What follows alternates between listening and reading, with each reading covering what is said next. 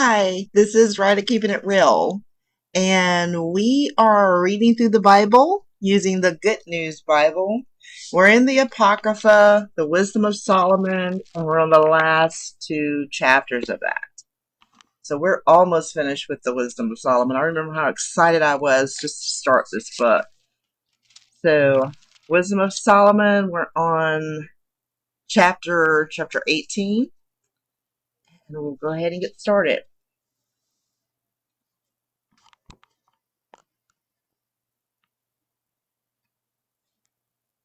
So light shines on the Israelites. And when you think about that, think about our ancestors. This is history about our ancestors. Yet all the while, a brilliant light was shining on your holy people. Their enemies heard their voices, but couldn't see them. They envied the good fortune of your people who were not suffering. Sounds like today, right? 2025, where you see some people are suffering that are not used to suffering. Us that are used to suffering are like, oh, okay. No big deal. March for what?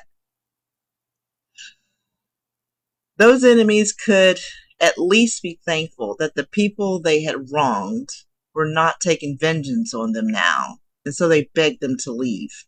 So this is back with the, this is back with the Egyptians, right? Where the Egyptians are like, yo, so many plagues, leave, get out, get out. Then you guided your people as they traveled through the country. They did not know. You guided them with a pillar of fire. It was like a sun that would not harm them on that glorious journey.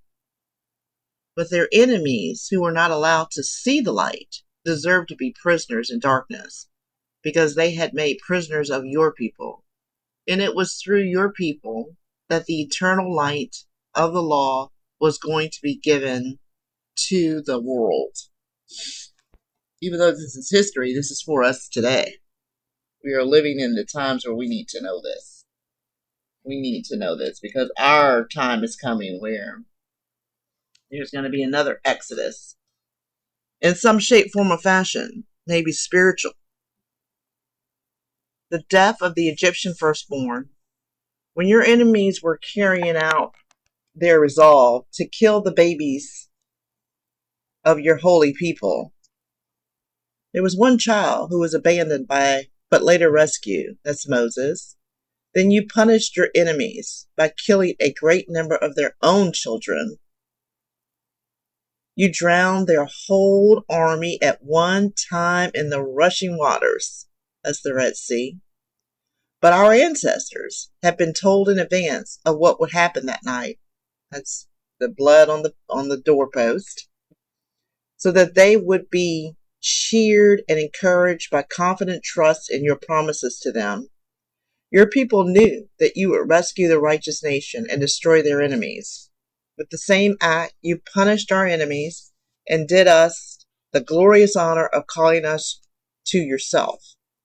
During all this time, devout men from this righteous nation were secretly offering sacrifices, giving their word to each other that they would keep God's law and share each other's blessings and dangers.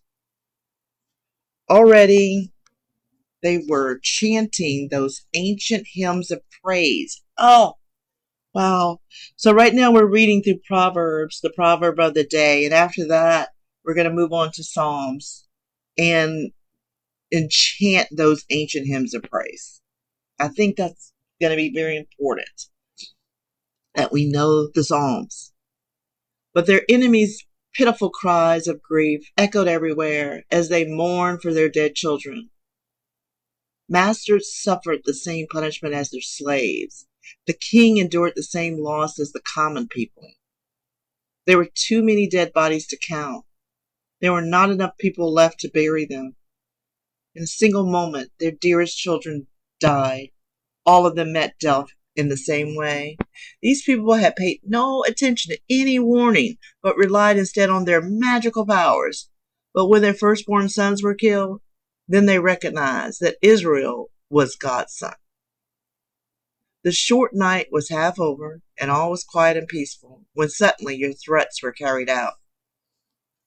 An invincible word of judgment sped from your royal throne in heaven. An invincible word of just judgment spread from your royal throne in heaven straight down to that doomed land.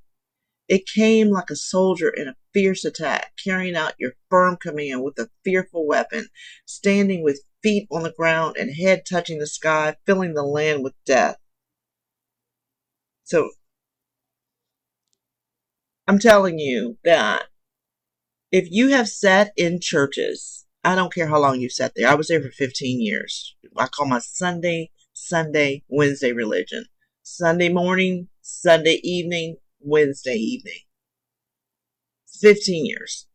And you read mostly the New Testament. You don't know this Most High. You know, the baby, the love, the everybody is equal, most Jesus. That's what you know. You don't know this Most High from the Old Testament. That, was no joke. It is no joke.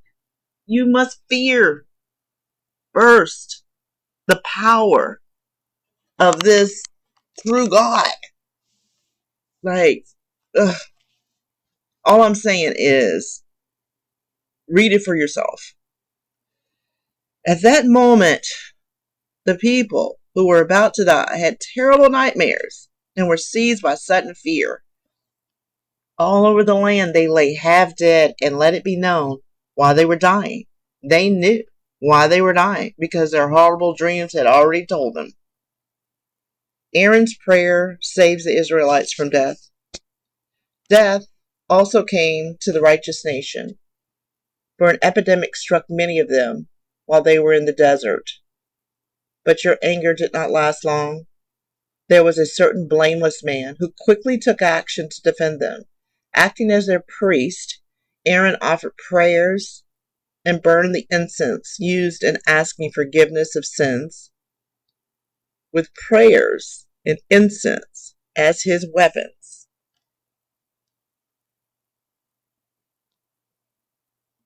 he withstood your anger and ended the disaster.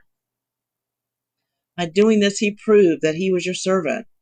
He overcame the bitter difficulty, but not by his own strength or by military force. Instead, he used prayer to stop the punishment, appealing to the promises you solemnly gave to your ancestors, which is what we need to do.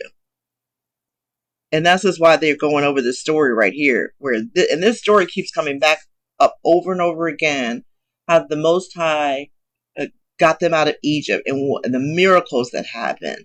So he's retelling the story in just this snippet that we can use now. Dead bodies were already lying in piles, but he stepped in to hold your anger back and keep it from harming those who were left alive. He wore a long robe decorated with symbols of the universe. That's interesting. In honor of our ancestors, he wore 4 rows of engraved stones on his chest. I'm going to research that. And your majesty was represented by the ornament on his turban. The angel of death was afraid of these things and gave up. It was only a slight experience of your wrath, but it was enough. That was an interesting chapter. In chapter 19, the suicidal stupidity of the Egyptians. I don't know why I like the word that they have. I like it when I see the word stupid in here, because you don't see it anywhere like this. But we can all relate to it. Okay, the societal stupidity of the Egyptians. Chapter 19, this is the last chapter of the Wisdom of Solomon. But the godless continue to feel your pitiless anger until the very end.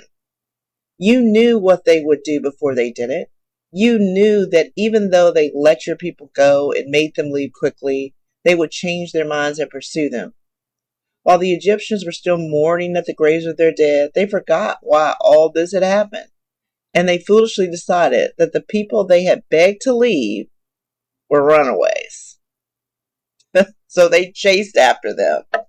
They were led into this as part of the punishment they deserved, so that they would suffer the rest of the torments they were due to receive. They were to meet a strange death. While your people continued on their miraculous journey, God guides and protects your people. The whole nature of the universe was changed at your command so that your people would not be harmed. They saw the cloud over the camp and dry land where water had been. There was a grass-covered plain between the stormy waves of the Red Sea, making it easy for them to cross. All your people under your protection saw this miracle and went across. They pranced about like horses led out to pasture. They skipped about like lambs and praised you, Most High, for saving them. They still remembered what life had been like when they were slaves, how the earth bared gnats instead of cattle, how the river produced huge numbers of frogs instead of fish. Later, when they desperately wanted better food, quails came up from the sea to satisfy their hunger. The quail was the bird that they had never seen before. That's interesting. The punishment of the Egyptians. But violent thunder gave warnings of punishment. Violent thunder gave warnings of punishment that was coming on those sinners. They suffered a well-deserved punishment for their great wickedness. No nation had ever hated strangers so bitterly. Other people have been known to refuse welcome to strangers who came to them, but these people made slaves of those who were their guests and who had shown them kindness. Every nation will be punished if it does not welcome foreigners. But these people had earlier welcomed the foreigners with happy celebrations and treated them as equals, later made them suffer cruelly. That seems to be happening now to the immigrants of the United States. These people were also struck with blindness, like the men of Sodom who came to the door of that righteous man Lot. They found themselves in total darkness as each one groped around to find his own door. God's miraculous power. On a harp, each string keeps its own pitch, but each sound can be combined with others to make different melodies. This is how it was in those days, when the very elements entered into new combinations. Look at what happened. Land animals took to the water, and swimming creatures came upon the land. Fire burned even in water, which could not put it out, and yet the flames could not burn the flesh of the perishable creatures, walking in them and did not melt. That heavenly food that would ordinarily have melted like frost. Most High, you have made your people great, glorious in all respects. You have never neglected them. You have given them help always, everywhere. That's powerful. That is a powerful last verse. Very powerful. Most High, you have made your people great. We are a great people. Glorious in all respects. You have never neglected us. You have given us help always, everywhere. There you have it. That is the ending of the Wisdom of Solomon. That has been an interesting book. Interesting book. Very interesting. If I go back over it, it kind of gives the history of the wisdom, right? History of the wisdom. I'm going to bring it out a little bit. Search for justice. God is aware of what we say. God did not create death, wicked thinking, the destiny of the righteous, the destiny of the wicked, the importance of virtue. Remember that. Example of Enoch, the fate of the wicked, the regrets of the wicked, responsibility of rulers, the value of wisdom. Solomon wishes to share his wisdom. The king is like everyone else. Like Solomon didn't have to share his wisdom. He's a king. Solomon declares his love for wisdom, the nature of wisdom. Solomon's love for wisdom. Solomon's prayer for wisdom. That was a very important chapter. Reread that many times so you can that prayer for yourself for wisdom. Wisdom protected Adam. Cain abandoned wisdom. Wisdom protected Noah. Wisdom helped Abraham. Wisdom rescued Lot. Wisdom protected Jacob. Wisdom rescued Joseph. And then all the pictures of all of them and how wisdom helped or how they abandoned it. Wisdom led the Israelites out of Egypt. Wisdom led the Israelites through the desert. The punishment of the Egyptians. God is powerful and merciful. The sins of the Canaanites. God is sovereign. The punishment of the Egyptians. The foolishness of nature worship. The foolishness of idolatry.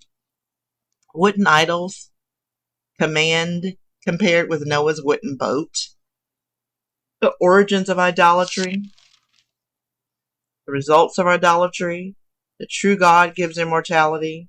The foolishness of worshiping clay idols. The punishment of the Egyptians. Disastrous storms hit Egypt. The Israelites receive manna to eat. Terror strikes the Egyptians at night. Light shines on the Israelites. The death of the Egyptian firstborn. Aaron's prayer saves the Israelites from death. The suicidal stupidity of the Egyptians. God guides and protects his people. The punishment of the Egyptians. God miraculous power. That interesting. So we have finished with the Wisdom of Solomon. Again, this is a book that's in the Apocrypha. You can read it here in this little red book. You can get it on Amazon, the Apocrypha. You can also read it in the Sefer. It's in the Sefer. So however you want to read it, we encourage you to read the Wisdom of Solomon. So we finish with that. And until next time, it's Ridea keeping it real.